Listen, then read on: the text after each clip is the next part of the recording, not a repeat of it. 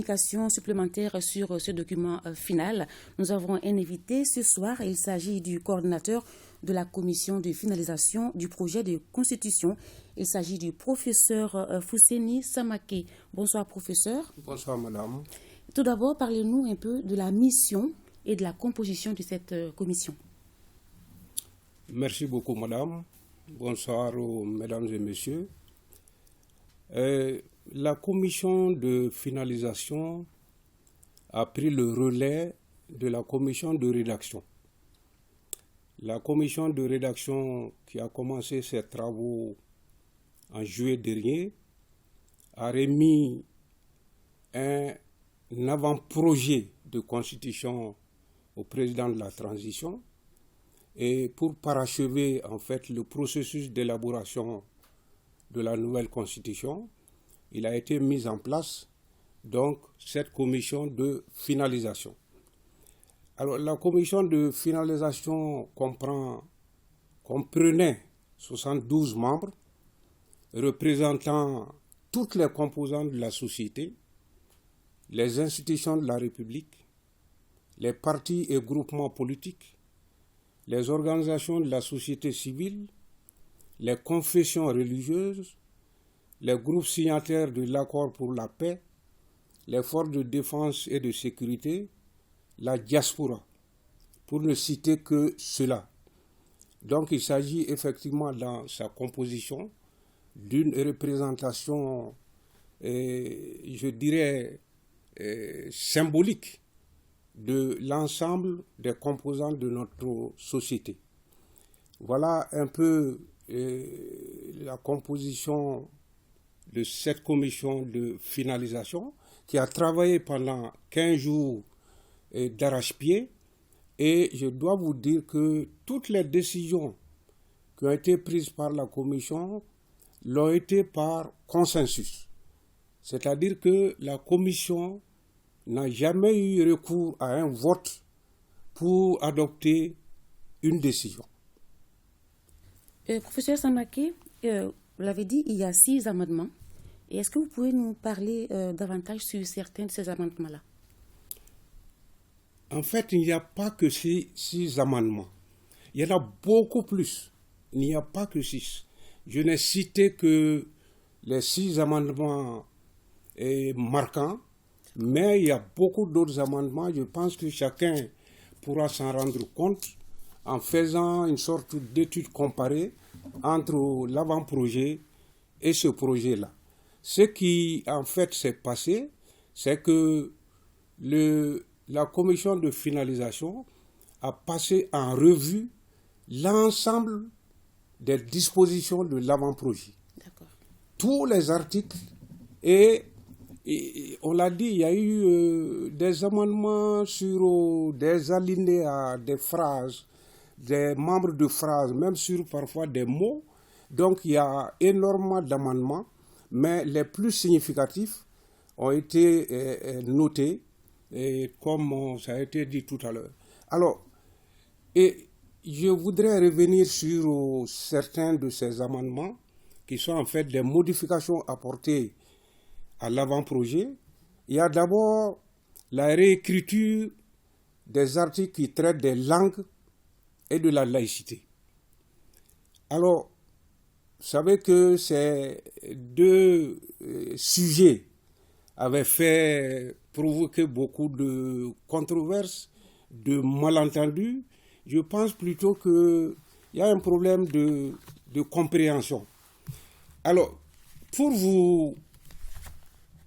vraiment que les gens sachent ce qui a changé, sur les langues, le nouvel article est ainsi libellé. C'est l'article 31 toujours. Sur les langues nationales sont les langues officielles du Mali. Une loi organique détermine les conditions et les modalités de leur emploi. Le français est la langue de travail. L'État peut adopter toute autre langue comme langue de travail. Vous avez donc, par rapport aux langues, une évolution nette par rapport à l'avant-projet par le fait que toutes les langues nationales sont érigées en langue officielle. Toutes les langues nationales sont érigées en langue officielle. Donc, il n'y a aucune distinction entre les langues nationales. Comme certains tendaient à le réclamer en disant la majorité parle telle langue, c'est celle-là qui doit être érigée en langue officielle. Dans notre pays, il y a le multilinguisme ou le plurilinguisme. Toutes les langues ont un statut égal. C'est ce qui est consacré. Donc, toutes les langues nationales sont les langues officielles du Mali. Et le français est la langue de travail. Ça, c'est l'article 31. Donc, ça consacre une évolution nette quant à cette problématique des langues nationales et des langues étrangères utilisées dans notre pays. Sur la laïcité, l'article 32, toujours, la nouvelle formulation est la suivante. La laïcité ne s'oppose pas à la religion et aux croyances. Elle a pour objectif de promouvoir et conforter le vivre ensemble fondé sur la tolérance, le dialogue et la compréhension mutuelle. L'État garantit le respect de toutes les religions, des croyances, la liberté de conscience et le libre exercice des cultes dans le respect de la loi. Donc il est clairement affirmé dans cet article, la laïcité ne s'oppose pas à la religion et aux croyances. Je crois que sur ce sujet, madame, il est souhaitable que nous ayons raison gardée. Pourquoi ? Après l'apparition de l'avant-projet, on a eu le sentiment que les gens découvraient que c'est la première fois que la laïcité était introduite dans la constitution de notre pays. Mais non, je pense qu'il y a un malentendu. Depuis que le Mali est Mali, la République est déclarée laïque. Depuis que le Mali est Mali, c'est une république laïque. L'article 1er de la Constitution de 60 dit ceci, la République du Mali est indivisible, démocratique, laïque et sociale. Article 1er de la première Constitution du Mali indépendant.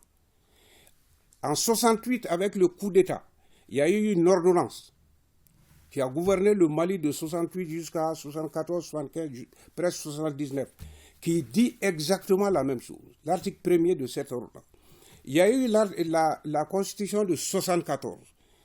L'article 1er de cette Constitution dit exactement la même chose. La Constitution de 92, article 25, la République du Mali est indépendante, souveraine, indivisible, démocratique, laïque et sociale. Et la Constitution actuelle, donc de 92, son article 118 dit bien la forme républicaine et la laïcité de l'État ne peuvent faire l'objet de révision. Vous voyez, madame, que la laïcité n'est pas apparue avec le projet de constitution.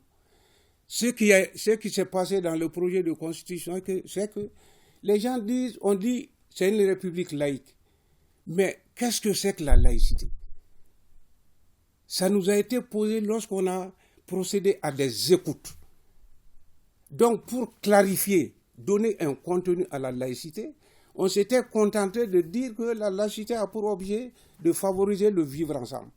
Et c'est ça, en fait, qui a créé pratiquement le tollé. Sinon, en fait, c'est depuis que le Mali est Mali, la laïcité c'est une composante permanente dans notre constitution. Ça, c'est sur la question de laïcité. Sur un autre point, il y a une seconde chambre qui s'appelait le Haut Conseil de la Nation, qui va composer le Parlement, constituer le Parlement avec l'Assemblée nationale. Au lieu du Haut Conseil de la Nation, le nom a changé en Sénat. Donc, dorénavant, on aura le Sénat, les sénateurs, l'Assemblée nationale et les députés. Autre changement.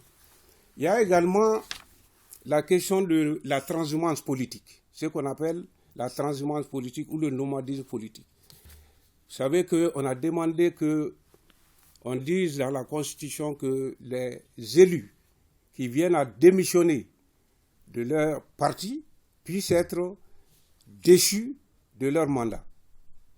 Alors il y avait une formulation qui laissait la notion de démission assez floue et sujette à des interprétations. Donc nous avons dans le projet, la notion de démission a été clairement définie.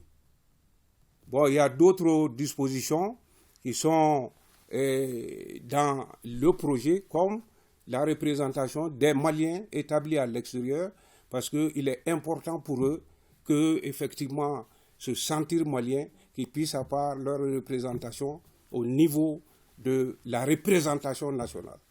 Merci professeur et pour cette communication. Nous espérons que nos téléspectateurs ont tiré profit de toute cette explication.